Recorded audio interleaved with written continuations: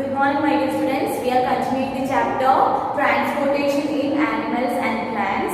So we will reach up to the excretory system in human beings. In our previous class, we were studied the excretory system, that is the functioning and the different parts that are coming under the human excretory system. And we know that kidneys are the excretory organ in human beings, right? So kidney filters the blood and also it eliminates the waste materials like urea, uric acid, like that. The waste materials are removed from the body, right? And these are the things that we have studied. And sometimes when we are falling any type of ill, the doctor says that to examine the urine or to test the urine. Why? Because when we are examining or when we are testing the urine, that indicates, that can determine the functioning of our internal organs, because the urine may contain the pus cells, then the waste materials like urea, uric acid, and sometimes the urine contains the excess sugar. So due to the presence, if there is the presence of such kind of materials in the urine, and it is tested like that, we can say that some of the internal functioning or internal organs are not functioning properly. And if there is excess uric acid and urea present in the urine, that indicates the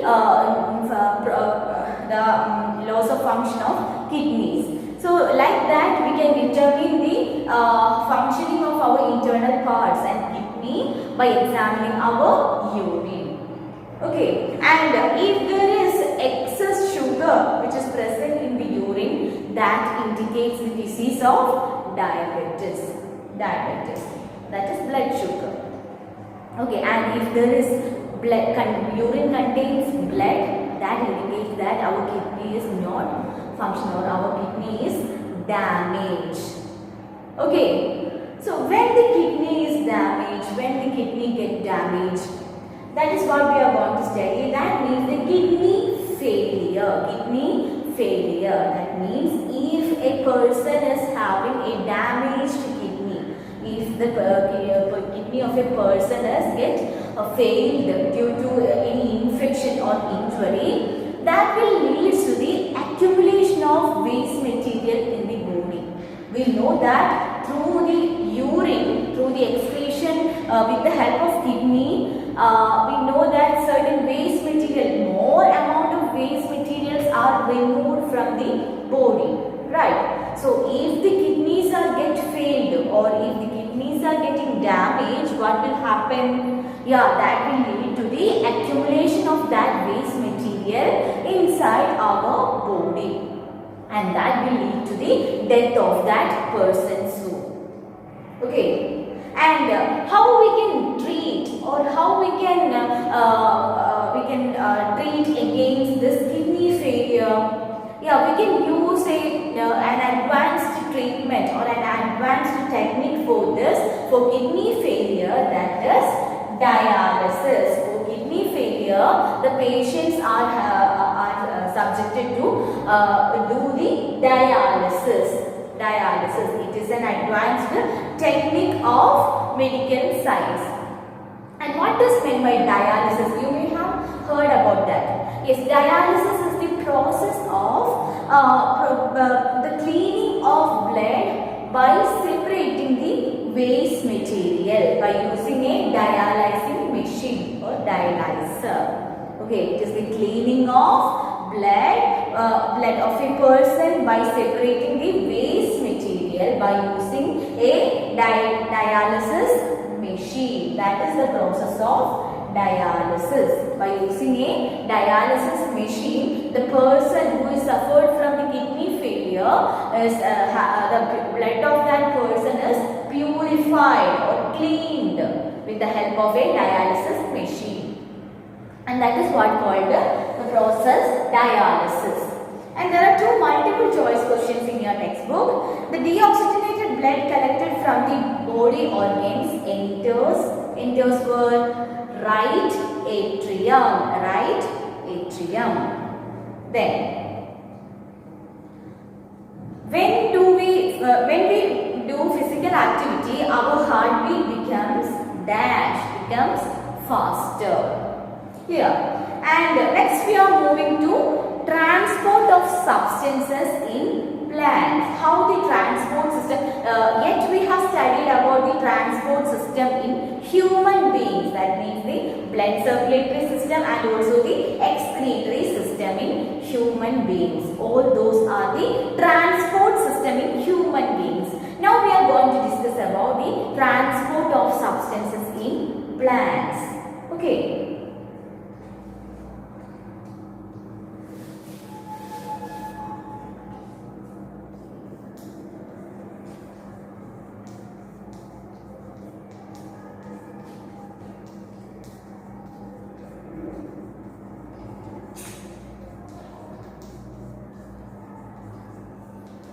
Transport of substances in plants. As we have studied that through the process called photosynthesis, plants can prepare their own food material by using what? By using water, minerals from the soil and carbon dioxide, and also with the help of sunlight and chlorophyll, right? So plants can prepare their own food material, and we know that each and every cell of the plants and animals requires energy. For getting that energy, what will we do? Yes, that food, the food that is prepared in the plants get broken down to glucose. It is food is broken down. That is how the energy is produced. So we know that there are different processes occur inside the plant, and photosynthesis, which is the preparation of food material by the plants, and that also require water and minerals. So while considering the transport system in plants, there are mainly two types of transport occurs in plants. Two types of transport occurs in plants. First one is the water and minerals absorbed by the root must reach on the leaves. We know that the leaves need water and minerals for what? For carrying out photosynthesis. We know that inside the leaves photosynthesis occurs. So, where do the leaves get water? Yeah, leaves get water from the roots. The roots absorb water and minerals from the soil, and that reaches the leaves. That is the first transport system. That means from roots, the water and minerals are absorbed into the leaves. Okay. And coming to the next transport system, that is, we know that the food is prepared where? Yes, inside the leaves of plants. So from that leaves, the food must be transported to the different parts of the plant.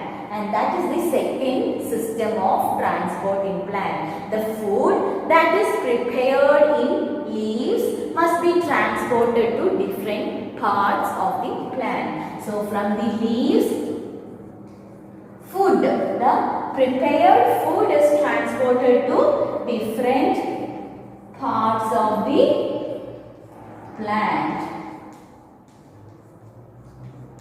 So these are the two types of transport system occurs in plants. Okay, and in plants there are a specialized tissue, specialized cells are present for the transportation of water and minerals and also the food material. So in plants there is vascular tissue for the transport of water and minerals and also the food material. In plants there are specialized tissue called vascular tissues. They are the long tubes like vessels, and they are called vascular tissue. And two vascular tissues are there.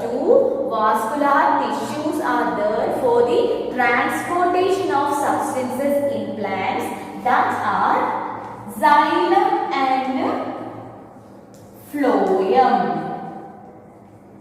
two long tubes that helps in the transportation of substances in plants, and they are together called vascular tissues, and in single they are xylem and phloem. Xylem and phloem, they are the vascular tissues. Clear? So vascular tissues are meant for transportation in plants. And which are the vascular tissues? Yes, xylem and phloem. Clear? And coming to the absorption of water and minerals by the root hairs. How the water is absorbed by the plant. That is absorption of water and minerals by whom? By the root hairs. Root hairs. So what is meant by root hair? I will draw a rough figure here. If this is a root of a plant, if this is a root, it contains numerous fine hair-like structures. The root of a plant contains numerous fine hair-like structures that will help to absorb. Root hairs will help to absorb the water and minerals which is present between the soil particle. We know that root is always in contact with the soil. So water and minerals are present inside the between soil particles, and with the help of this root hairs, the absorption of water and minerals takes place. And this root hair will increase the area of absorption of this water and minerals from the soil particles, and thereby the absorption of water and minerals become very faster. So with the help of this root hairs, the absorption of water and minerals from the soil particles takes place. Due to the presence of numerous root hairs, it fastens the absorption, or it increases the area of absorption of water and minerals. Clear? And when the root hair absorbs this water and minerals, and that is passed to the cell to cell. And I will draw a figure here. If this is a root hair, we know that it is composed of cells. Numerous cells will be there, and if the root hair absorbs this water and minerals, that is passed to the cell by cell inside the roots, and finally reaches where? Finally reaches the xylem of root. Xylem is present at the center of root. So water from the soil is entered into this root hair, and from the root hair cells it is transferred to the cell to cell, one cell to another cell of root hair through the process called osmosis. Yes, so water which is entered into this root hair transferred to the from one cell to the other cell of root hair by the process called osmosis. And after that, from the root hair, it reaches the xylem which is present in the center of root. Xylem present in the center of root, and that xylem carries the water and minerals to the different parts of the plant. Clear? So osmosis. What is meant by osmosis?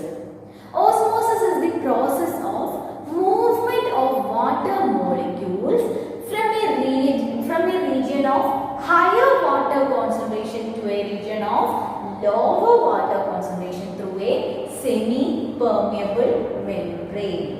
I will repeat it once again. Osmosis is the process of movement of water molecule from a region of higher concentration to a region of lower concentration through a semi-permeable membrane.